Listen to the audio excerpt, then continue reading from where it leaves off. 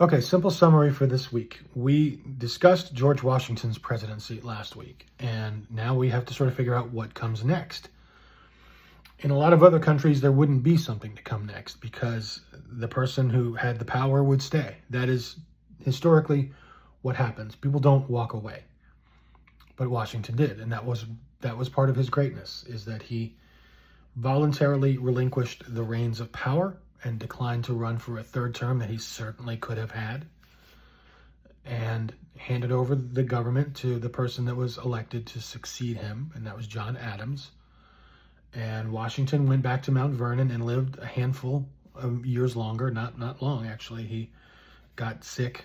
He was riding around his property and in the cold and in the wet, and got sick and died in December of 1799. Probably would have been fine if that he had that illness in 1999, but medicine being back what it was back then, if you go back and read, they did some stupid things to try to treat that back then, like borderline witchcraft. Like, why do you think that's a good idea? So Washington leaves the stage. He consigns himself to oblivion, which is the phrase that paraphrase of something he said in his farewell address. And the person that comes next is John Adams. And nothing against John Adams. I think he's a very important figure in American history. You could argue there's no country without Adams pushing for independence in the Congress. But he's not George Washington. And anybody put in that position was unlikely to succeed. I don't think you want to be the second president. You might want to be the third, but you don't want to be the second after Washington. And he only had one term. It didn't go well. He did some good things. He did one very important good thing, which was to essentially refuse to take the United States to war with France, which people were pushing for. He did some really bad things, too. He did something called the Alien and Sedition Act, which was a law that basically limited people's freedom of speech. And that is not good. So I'm summarizing here. I've just taken 4 years of the Adams presidency and put it into two things. But in 1800, he was defeated for re-election. He was defeated by his former friend, Thomas Jefferson. Back during the Revolution, they were allies. They were genuine friends. It was Adams who had suggested that Jefferson write the Declaration of Independence. They had worked closely together, and Adams was a good bit older and something of a mentor and the leader of the pro-independence people in the Congress 25 years earlier. But now it's later, and Jefferson's not a kid anymore. Adams is the head of the Federalist Party. Even though Washington had warned against parties, we didn't listen. Jefferson's party was called the Democratic Republicans, not to be confused with either of the parties today. And they were friends who were no longer friends. They disagreed on what the government should be. Now, here's a strange thing. I don't know if you are aware of this, but at the time, the way that it worked is whoever won the election would become president. But whoever finished second would become vice president, which just absolutely would not work today. Imagine President Donald Trump and Vice President Kamala Harris. It's just insane. Honestly, it didn't make much more sense back then because John Adams' vice president was Thomas Jefferson. And although they had been friends, they no longer agreed on things. And they weren't enemies per se, but you can't run against somebody for president and stay friends, I don't think. And so Jefferson won. And on Inauguration Day, Adams got up early and left town. He didn't go to the inauguration, he's one of only a handful of presidents who didn't go to the swearing in of the person that was taking over. But still, it was an important thing because this was the first time that in American history, in this short American government, that we tested whether the United States, whether power could be handed over peacefully, right? From Washington to Adams, no big deal, right? That's his own vice president, same party, both Federalists, no big deal. But for a Federalist president to lose and then peacefully hand over power to his political opponent, the head of the Democratic Republicans, John Adams deserves a lot of credit for that. I mean, I don't know what else he realistically would have done, but it showed that the government, that the experiment that was the American government was working. And so in 1801, Jefferson becomes president. Adams goes back to Massachusetts. And Jefferson has a very different presidency. And this isn't about his presidency per se, but I'll point out a couple of big things that he did. The most important thing that he did was in 1803 was the Louisiana Purchase. Now, you might think Louisiana and you think of the state that's next to Texas and go, so what? No, the state of Louisiana is not what we're talking about. We're talking about the territory of Louisiana. Imagine the whole entire middle part of the United States, like just from Ohio all the way out, like the whole middle section of the country. That was the Louisiana Territory. And in 1803, it belonged to France.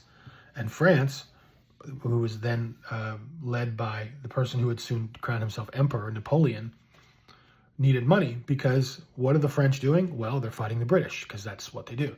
And so Jefferson sent people to France to negotiate. And what they wanted to do was buy the city of New Orleans.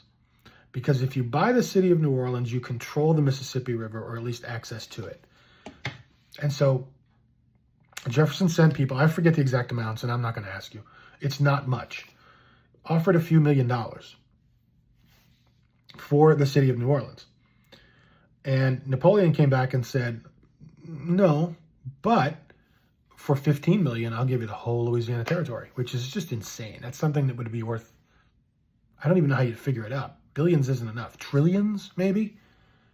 Maybe that, whatever the number is beyond that. So the people came back, and Jefferson, I'm just going to say it kind of violated everything he believed in to do it. Because Jefferson was Mr. Small Government. That's what a Democratic Republican is. They're opposite to the Federalists. It's the Federalists who want the big, strong federal government. And then the Democratic Republicans are like, no, we need to be farmers, and we need to be agrarian, and we need to have a small government, and we need to not get all mixed up in all these things, and blah, blah, blah. But when a good deal presents itself,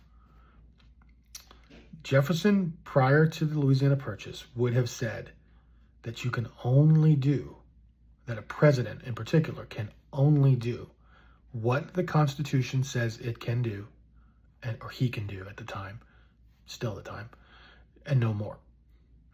If it says you can do it, you can do it. If it doesn't say you can do it, you still can't do it. Not just, there's two ways of looking at the Constitution, right? There's, well, it says we can, but the other way of looking at it is, says, well, it doesn't say we can't. Constitution doesn't say anything about how to buy land from other countries. So according to someone like Jefferson 10 years earlier, that would have been like totally unconstitutional. But fast forward 10 years, President Thomas Jefferson probably still thinks that, but he's like, no, we're doing it. Yeah, no, we can't get into all these principles now. It just made too much sense. You can double the size of the country for $15 million. Yeah, where do I sign? So that was a gigantic thing. He doubled the size of the country in one stroke of a pen. The Congress appropriated the money. The United States moved into New Orleans, secured the Mississippi River for all the economic benefits of that. And then now you get all these other states, Arkansas and all these, just tons of them. All those states came from this one thing. That was his presidency. I mean, that's a pretty pathetic summary, honestly, of his presidency, but I'm trying to keep it short. Let me wrap up here by talking about Adams and Jefferson on a personal level. Once Jefferson left the White House, he was reelected in 1804, and then in 1808, he didn't run. He respected the two-term tradition that Washington had set. James Madison was elected to replace him. So Jefferson, like Washington, went back to Virginia, went back to, well, let's be honest, the comfort of his mansion run by slaves, both of them, and lived a quiet, peaceful retirement. The third person that haven't mentioned is Abigail Adams, who was John Adams' wife and a very formidable woman, and had been friendly with Jefferson as well. When they were all young and in Philadelphia for the Congress. So Abigail Adams passed away, and when Adams and Jefferson were both retired, Adams in Massachusetts, Jefferson in Virginia, and the most, I think, remarkable thing happened. They became friends again by becoming pen pals as old men. Adams wrote a letter of condolence. I'm sorry, Jefferson wrote a letter of condolence to Adams when Abigail Adams died, and Adams answered him, and Jefferson answered him, and they became pen pals for the last roughly decade of their lives. So their friendship that had begun decades earlier and was ended for a time because of their disagreements politically and governmentally and philosophically. After they were both out of the White House and both living in retirement, they became friends again. And I've always really enjoyed that, but not as much as this. This is one of my favorite things in American history. And it sounds crazy. It's true. I'm not making this up. So the Declaration of Independence was signed on July 4th, 1776. I hope you know that, right? That's why we celebrate the July 4th holiday. That's when America became independent, July 4th, 1776. Do a little math. What's 50 years plus 1776? It's 1826.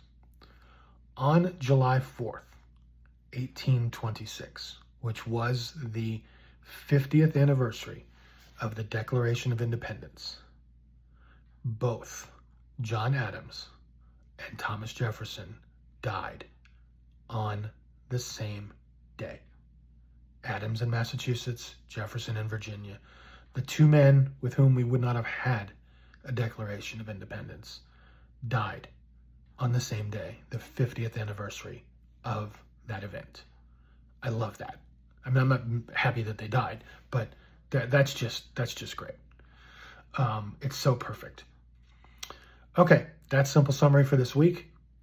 Write this up, answer the questions, and again, make sure that what you write tells me that you watched this video. If I can't tell, then I don't see how you've earned any points. I'm not trying to be harsh, but I've used AI 100 times today myself, but not to record this video, and you shouldn't use it to answer it. Okay, that's all.